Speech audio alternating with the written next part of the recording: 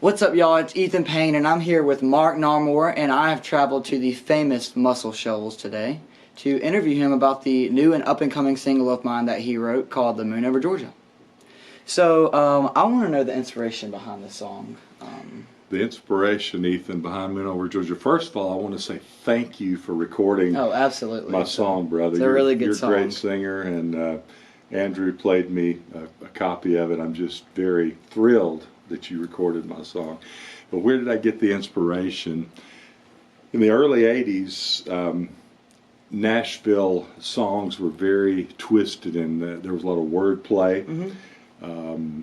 The lines had double meanings, and I really liked that. Coming out of high school and into college, I was working in country radio, so I was playing records by Eddie Raven, George Jones.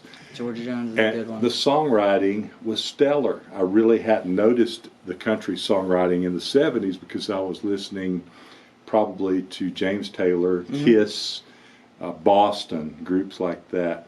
But when I paid attention to Nashville and what was happening amongst the songwriting on the radio, it just, it was a cool experience, like an aha moment. I thought the titles were very clever, twisted. So saying that, The Moon Over Georgia is a clever title because it has two meanings, you know. Or it can have, you know. Exactly, and it hits really close to me because I am from Macon, Georgia. Yes, so yes. Everybody and all my friends and family love that song. So. Well, there's a short chord between me and you because Macon, Georgia and Muscle Shoals, we'll talk more about that later. But I come up with the title, The Moon Over Georgia, just by random thinking.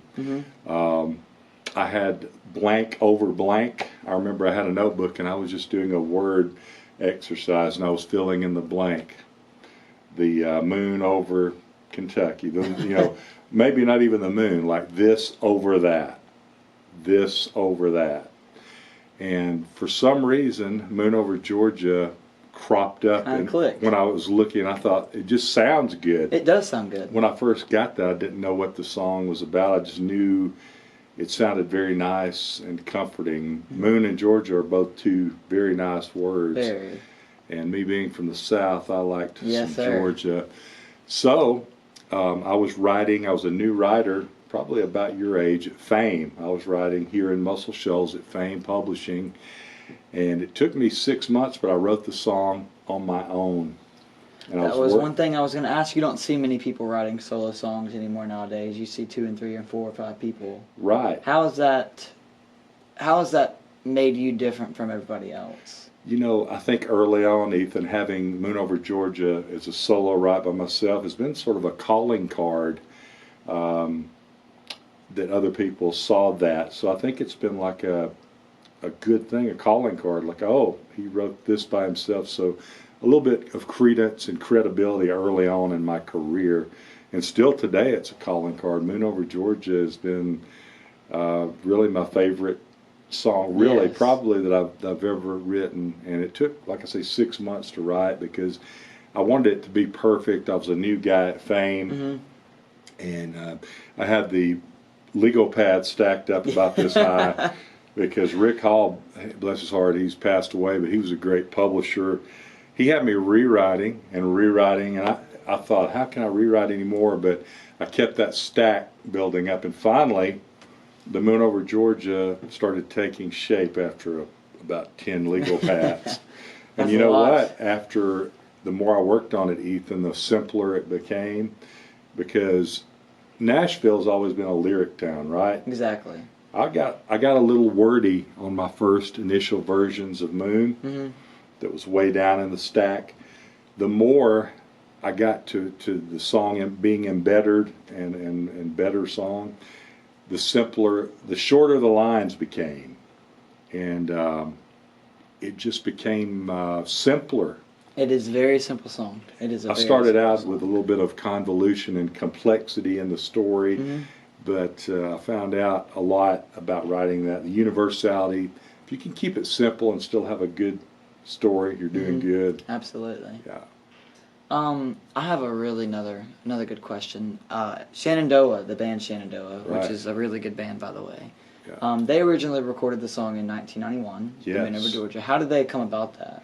You know, we were at Muscle Shoals Sound too, but that was recorded about 3 miles away at Payne, and I know you guys are going there a little later. I was writing, like I said, at Payne. I was a songwriter there. Brand new guy, 22 years old. Well, these dudes called Shenandoah were from this area. I'm from the area here in Muscle Shoals my entire life. Well, Marty Rabin, Mike McGuire, Jim Seals, Ralph Ezell, Stan Thorne had this little band called Shenandoah, and they were recording at Payne. And they had a record deal. You know, they were kind of a big deal. They were on the way up.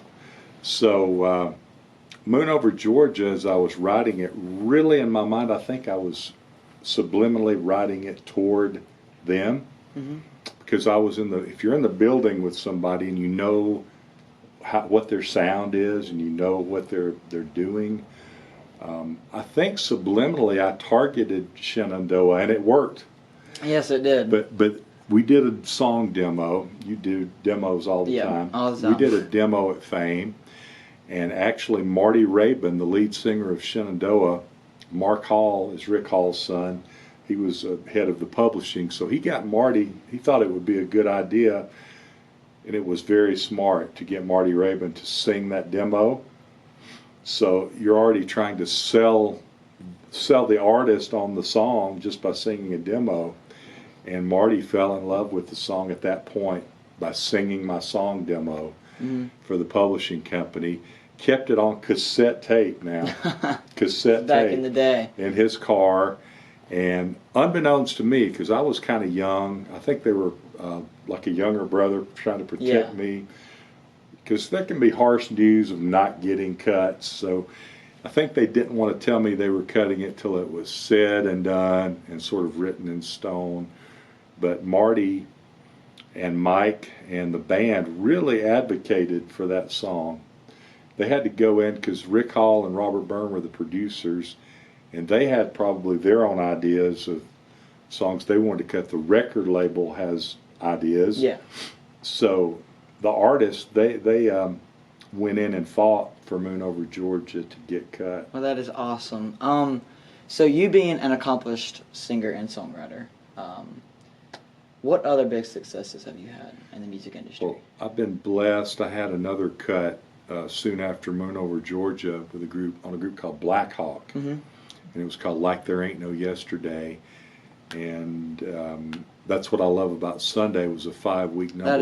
That is an awesome song. I still jam out and play it live today. Yeah. That's a really good song. Thank you. It was Billboard magazine's top most performed song at radio in 2005, and number 8 song according to Billboard in the 2000s decade. So I was blessed with that song. Also, Josh Turner has been a great friend over the years. I've had 14 cuts on Josh Turner. Really? In his career, I've been on every record. That is awesome. He's kept me very close, and he's a great buddy. Well, growing up in Muscle Shoals, where we are, this is a very historic music city, just like kind of like Nashville and kind of like Macon, Georgia. What are some of the artists that have come out of this area? Some of the artists originally at Payne, where I was telling you where I started, which is about 3 miles away from here.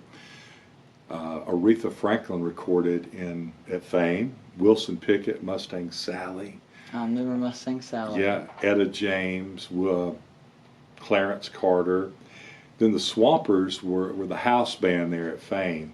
They decided to move across town and do their own thing. So they got into 3614 Jackson Highway, which is also only a couple of miles from here. And you guys are going to both places, which excites me. After the Swampers moved there, there's no telling. There was Rod Stewart, Cher, Bob Seger recorded about 10 years of songs, old time rock and roll, Boz Scaggs, Leonard Skinner. The list just keeps. Paul Simon. The list goes on and on. But in '77, those guys decided they wanted to get out of 3614 because it was sort of small. So the Navy owned this building that we're sitting in. Yes, which is very it's huge. It's big, and for me, I saw a rat and I got scared. Oh yeah, So there was. We're by the river, so it's a really weary building, but it has so much history in it, and it's a really pretty building. So. Well, thank you. The Swampers moved here in 1978 to a 35,000 plus square footage building, and the other building they had was like 1,200 square feet. So it's a drastic jump. change. Yeah, So from there, they came down here and they recorded Bob Dylan, who played pool behind us. The pool table is sitting behind this glass. I got my butt kicked already, so. He's already played pool on the Bob Dylan pool table. But Bob Dylan recorded Slow Train Coming in Studio A, just across the hall here. Julian Lennon recorded The Lot. Delbert McClinton, Giving It Up for Your Love, recorded here in Studio A. I'm trying to think, Ethan, there were quite a few more. Bob Seger, Against the Wind, part of that project was cut here. So the list here goes on and on also. And I'm blessed that my publisher has me in office here in this building. Yes. I get to be here anytime I like. That's and it's awesome. it's beautiful. Well, I want to thank you again for allowing me to release this song, because I think it's going to be something big, hopefully. Yeah. A lot of people around Georgia and my family and friends are dying for this release. Thank you again, Mark Narmore. And I wanted to say thank you again. Your vocal is so good. Well, thank you. You pop that baritone. You got some great countryness, and you're just a great singer. I'm honored that you picked Moon Over Georgia, and thanks to Andrew Bonnell, Yes. your guy, your manager and producer, for picking this with you, and for all your wonderful entourage. I wish we could get them all on camera here. What about an entourage? Let's give them a big hand. Yeah. And guys, thank you. Thank you for pre-saving. Thank you for just following all my music.